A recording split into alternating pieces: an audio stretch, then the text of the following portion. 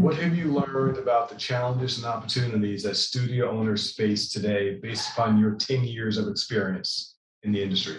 The first opportunity that studio owners have that I've seen just kind of be magnified incredibly with COVID is the opportunity to really connect on a deeper level and be a place, a safe space, and a place of refuge for their clients.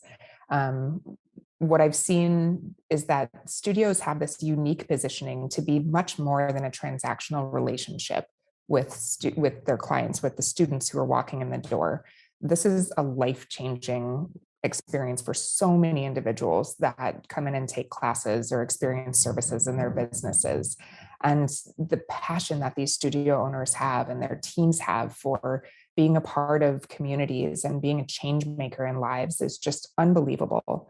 And obviously, it was a challenge over a couple of years when they weren't physically able to see people in their doors and some of the changes being made. But what was so motivating to experience is that studio owners didn't lose the drive. The drive was still there to be that light, that refuge for so many people. Now, challenges are a whole nother topic. I think that's and not even just in the studio industry, just any entrepreneur or small business owner is dealing with challenges and solving problems all day long. When I first got into the industry 10 years ago, I think the challenges were vastly different than they are today. The challenges then were much more focused around programming. How do I stand out, be very unique in my programming, and how do I keep this teacher who's been teaching for me for 12 years? And it was very, very specific to the programming and the expertise in the business. And also managing staff, the traditional challenges that come with, people who have part-time jobs, essentially. Like, we're all working with staff members who very, very few of us have full-time dedicated 40-hour-week staff members in our studios. So you're dealing with people who are, maybe doing this for fun on the side. Maybe some people who are, this is their livelihood, but it's not full-time, and they might be teaching at other businesses as well, or working front desk at other businesses as well. So the juggle to make them feel like they're a part of a team and encouraged and engaged and driven to be a high performer at your business, while at the same time knowing that you only see them for 5 to 10 hours a week. That's always a challenge, and it's something that I love to dig into. I failed to mention my sales career that I had, where I started teaching yoga on the side. I actually worked in the recruiting industry. So I was in sales and headhunting. So I understand so deeply the relationship that can take place when somebody is brought into an organization, the onboarding, the experience of retaining employees. And that's definitely a challenge. Now, fast forward to today, and the challenges that exist are often technology related, right? Like, do you have the right systems to be communicating with your clients at the right times to encourage retention, encourage engagement? Do you have the right platform that can deliver your content to your clients virtually or in the studio? Do you have the right technology to manage your team? The other problems still exist. Staff is always going to be a challenge. Programming is always going to be a challenge. But I feel like the challenges studio owners face today have grown exponentially because the technology required to succeed and to really compete in the landscape of boutique fitness is just a completely different level than 10 years ago. How are the most successful studios today managing these challenges that you just described? First things first, I think these are businesses that have developed operating processes and procedures. So it's not just throwing spaghetti at the wall every time a challenge comes up or somebody quits or one of their systems is down. They're business owners that have really decided to undertake the extra work behind the scenes to establish processes, document processes, and consistently check on the quality of those processes. Now, that's something that for some studio business owners is totally outside of their landscape. So I would say from a best practice, or I'm sorry, outside of their expertise. But what I would say from a best practice standpoint is that a lot of them have either joined mastermind groups similar to what you guys offer with BFS, or have hired coaches or consultants that can help guide them through the process of really creating this foundational structure for their business that makes it sustainable and scalable at a certain level. These business owners that really have dug in and decided to challenge or face the challenges head on have also surrounded themselves with incredible staff members. And oftentimes that means they've had to raise their prices so that they could afford to hire a few more staff members or more expert level staff members to handle parts of the business that just simply aren't in their zone of genius. And I think it takes an incredible amount of humility and vulnerability to recognize that you just can't do it all yourself. So many of us as motivated, driven business owners want to put it all on our shoulders and just, tackle it head on. But at the end of the day, that's not what's going to make you the most successful. What is bringing in the people that really can focus in on their zone of genius. I love the strength finders concept, really focusing in on what somebody's strength is and letting them shine there, so that your organization is full of people who are fulfilled in their job, operating at their highest capacity, and really just doing the best of the best job at that unique skill. So, I would often get the question when I was consulting, how do I afford that? Of course, I want someone who I can delegate my marketing to, or my hiring to, or whatever, designing processes to. And ultimately, it came down to, do you know what your services are worth, and are you charging enough? And the answer was almost always a resounding no. So it took increasing prices and taking some risks in the business in order to ultimately afford and be able to design a model that's sustainable and could make the business grow over time. Do you know what your services are worth, and are you charging enough? So I just mentioned, do you know what your services are worth, and are you charging enough?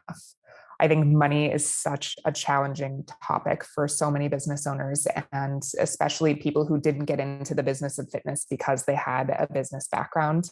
I can't tell you the number of studio owners I've talked to that established their pricing based on what they thought the most successful studio in their area was charging. And either they charge the same or maybe a little bit less to get people through the door.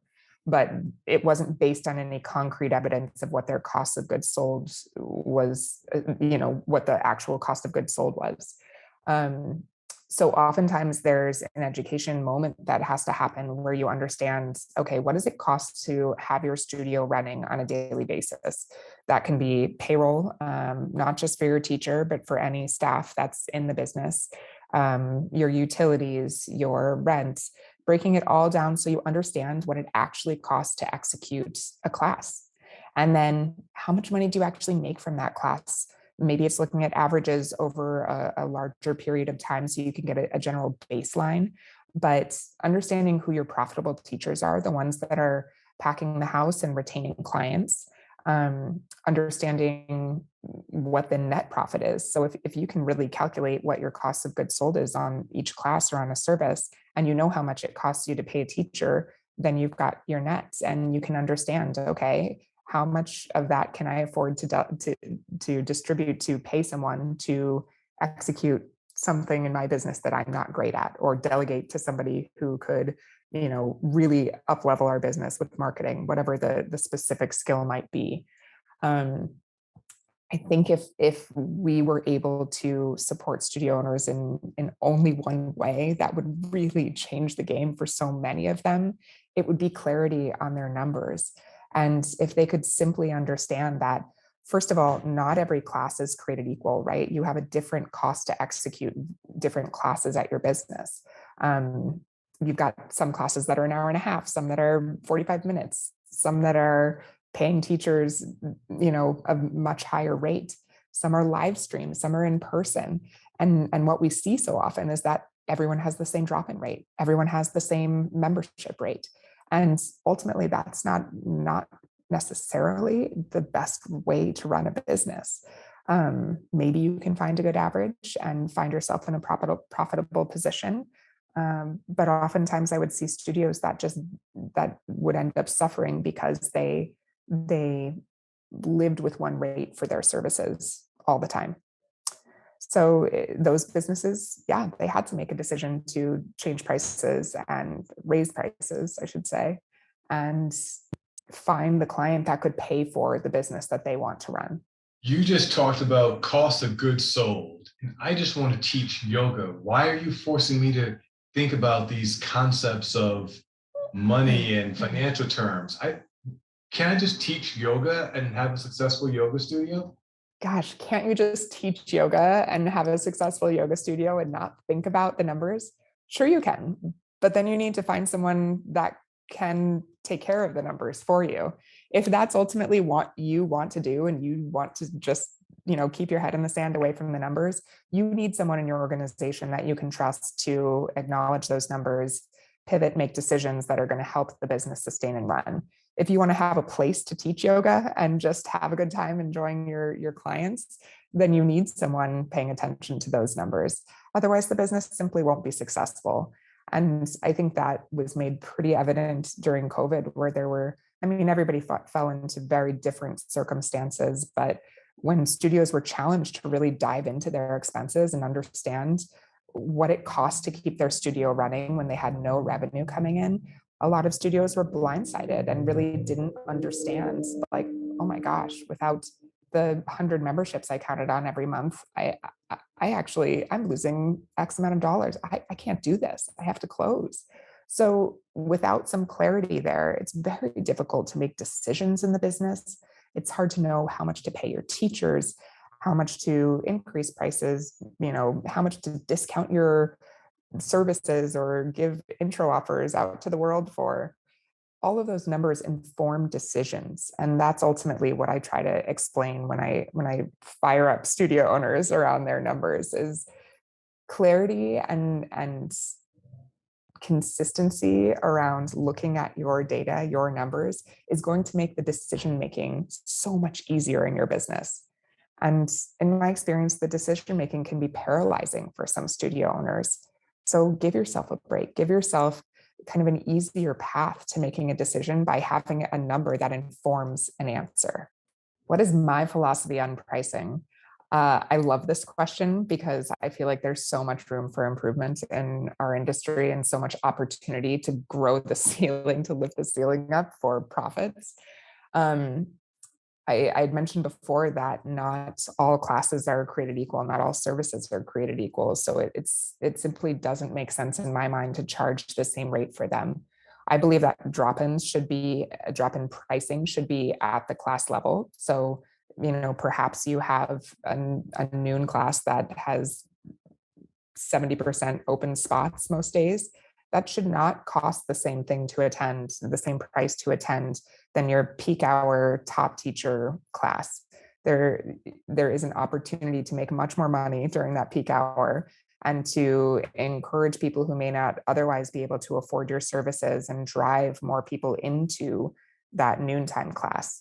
So pricing drop-ins at the class level makes a lot of sense to me. Now, that works pretty easily for most businesses, but what's challenging is then how do you capture those people into a recurring revenue model and keep price differentiation at the class level?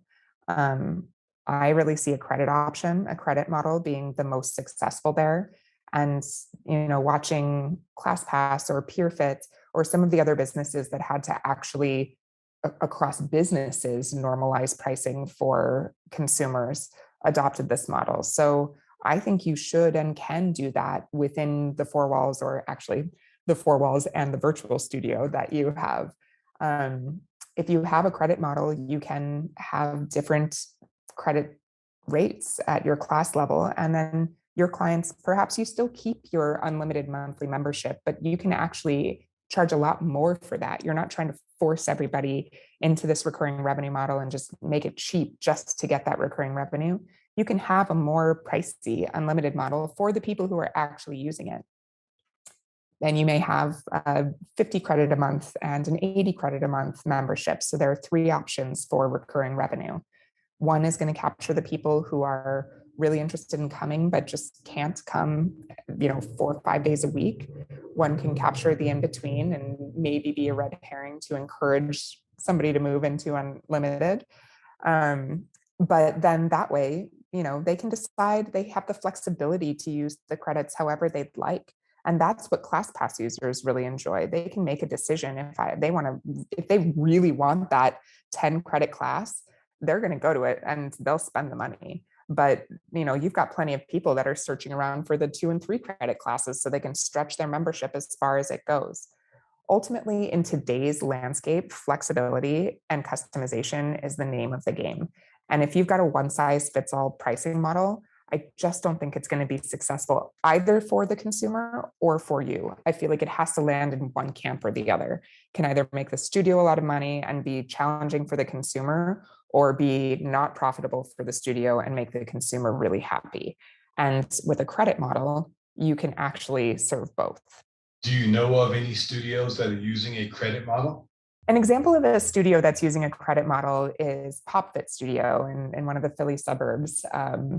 Christine DeFilippis is the business owner there, and she's just fantastic.